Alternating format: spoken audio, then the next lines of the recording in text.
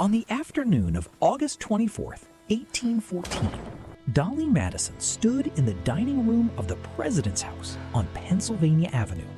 Behind her, a table was set for 40 guests, candles lit, wine poured, food warm. 4 miles to the east, cannon fire shook the windows. Her husband, the President of the United States, was somewhere in that smoke, and the sound was getting closer. By midnight, the table would be ash. The house would be a blackened shell. A foreign army had marched into the capital of the United States and set it on fire. 4 months earlier, none of this was possible. Britain had been fighting Napoleon for over a decade. Every regiment, every ship, every general was locked in Europe. Then Napoleon abdicated, and London looked west. On April 6, 1814, Napoleon Bonaparte surrendered at Fontainebleau. The war in Europe ended overnight. Britain suddenly had 14,000 battle-hardened veterans of the Peninsular War with no enemy left to fight. These were not garrison troops. They had spent 6 years killing Frenchmen across Spain and Portugal. They had broken the French line at Vittoria. They had held at Roncesvalles and bled at Sorauren. And for the first time in a decade, London could point them west. Vice Admiral Alexander Cochrane had been waiting for this. He commanded Britain's North American naval station from Bermuda, and he had spent months studying the Chesapeake Bay. Wide, shallow, poorly defended. The rivers feeding into it ran deep into Maryland and Virginia, close enough to strike and pull back before the Americans could respond. And at the head of one of those rivers sat Washington, a capital of 8,000 people with no walls, no garrison, and no plan to defend itself. Cochrane drafted the orders. The target was the seat of government. Major General Robert Ross received his orders in Bermuda in July. He was 48, a veteran of Wellington's campaigns in Spain, and he had never set foot in America. His force was 4,500 men from the 4th, 21st, and 44th Regiments of Foot. Ross was told to strike the coast and destroy whatever he could reach. No one in London told him to take Washington. No one had to. Cochrane assembled the invasion fleet at Bermuda in early August.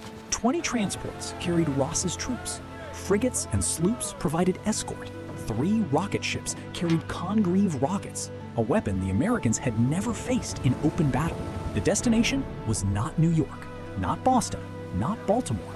The fleet turned south into the Chesapeake Bay, toward the Patuxent River. August 19th, 1814. The fleet entered the Patuxent River at dawn.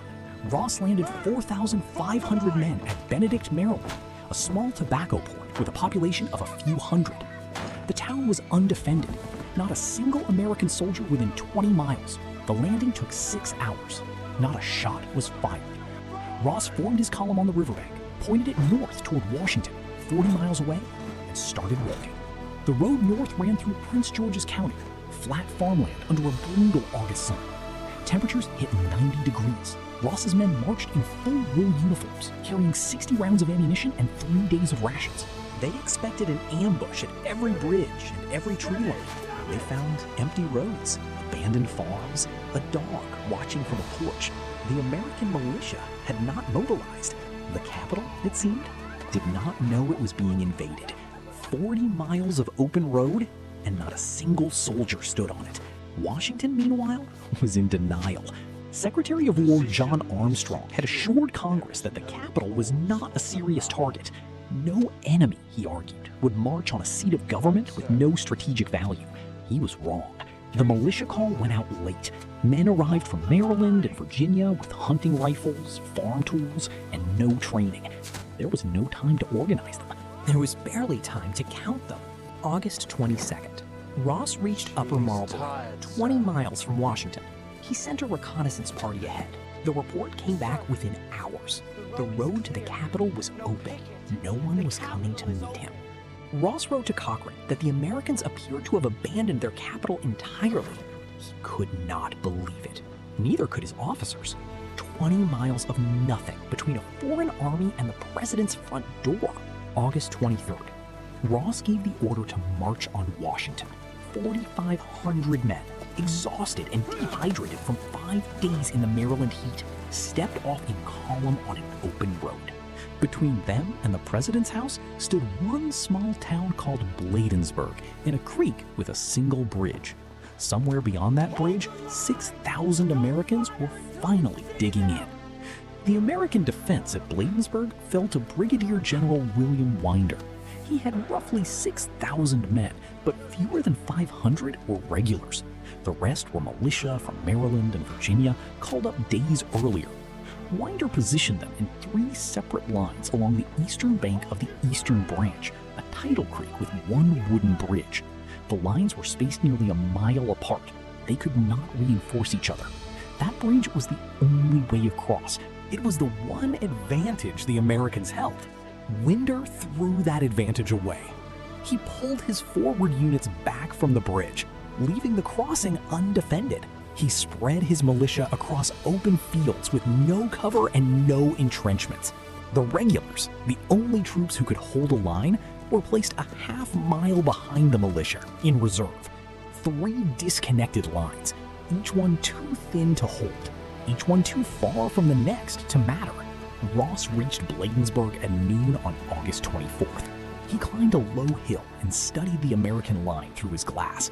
He counted the gaps. He saw militia in open ground with no earthworks.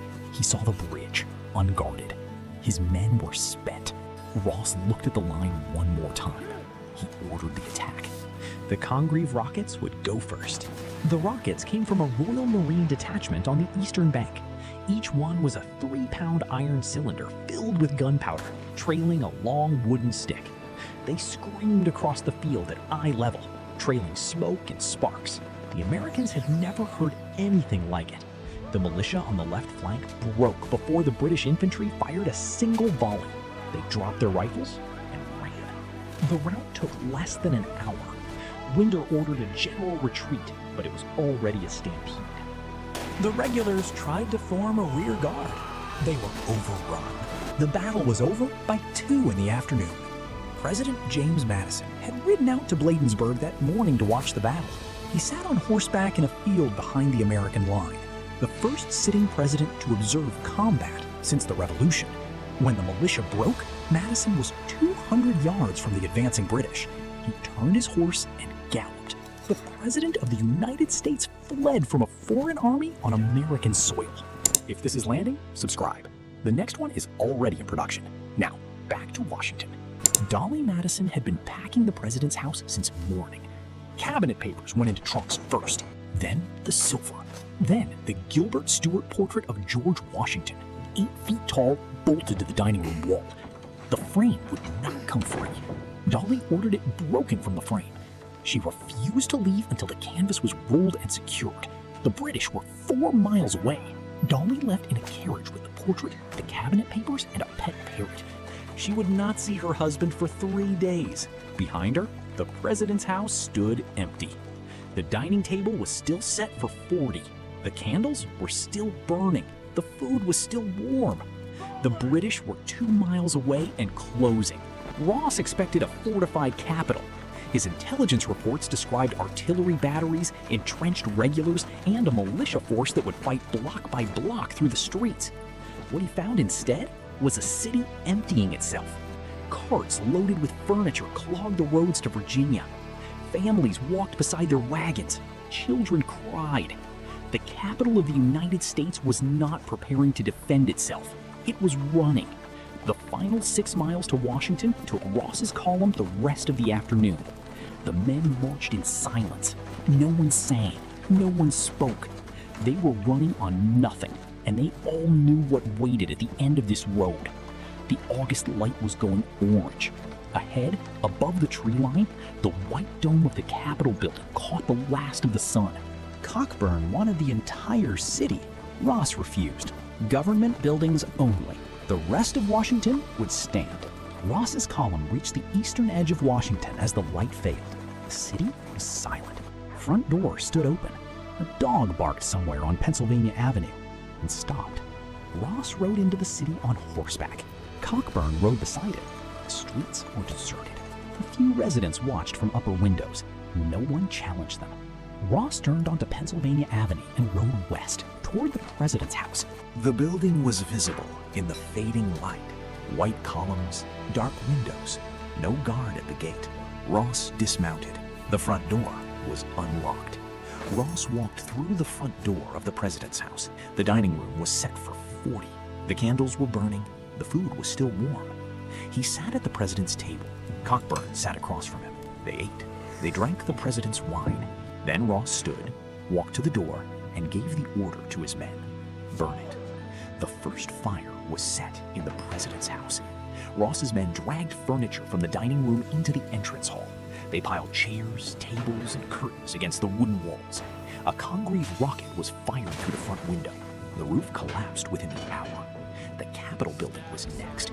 Inside, the British found the Library of Congress. They used the books as kindling. 2 decades of government records gone in a single night. The ships under construction at the Navy Yard were set alight. Ross slept that night 2 blocks from the burning Capitol. Cockburn rode the streets until 3 in the morning, making sure every government building was fully alight. A handful of soldiers looted shops on Pennsylvania Avenue. Ross ordered them stopped. Government buildings only. The rest of Washington stood in the dark, watching. At dawn on August 25th, the sky turned black. A storm rolled in from the west. The wind hit the burning buildings and scattered embers across the city. Then the tornado came. It tore down Pennsylvania Avenue, lifting cannons off their carriages and killing 2 British soldiers. The storm put out the fires. The British called it Providence. The Americans called it God. Ross pulled his column out of Washington that morning. He marched back to Benedict, reboarded his transports, and sailed down the Patuxent. The invasion had lasted 36 hours.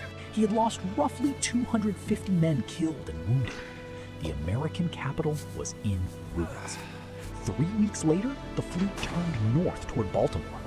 Ross landed 4,700 men at North Point on September 12th. The Americans fought. Ross rode forward to direct the attack. A rifle ball hit him in the chest. He died on the field, 6 miles from the city he meant to take. On the morning of September 14th, the fleet withdrew. A lawyer named Francis Scott Key watched the bombardment from a British ship in the harbor. He wrote a poem about the flag still flying over the fort. It became the national anthem. The president's house was rebuilt. The work took 3 years. The Gilbert Stuart portrait that Dolly Madison saved hangs in the White House today. It is the only object in the building that predates the fire. The canvas was rolled, carried in a carriage, and hidden in a Virginia farmhouse for 3 years. It came back to Pennsylvania Avenue in 1817. It hangs in the East Room, behind glass, 8 feet tall. Same wall, same room.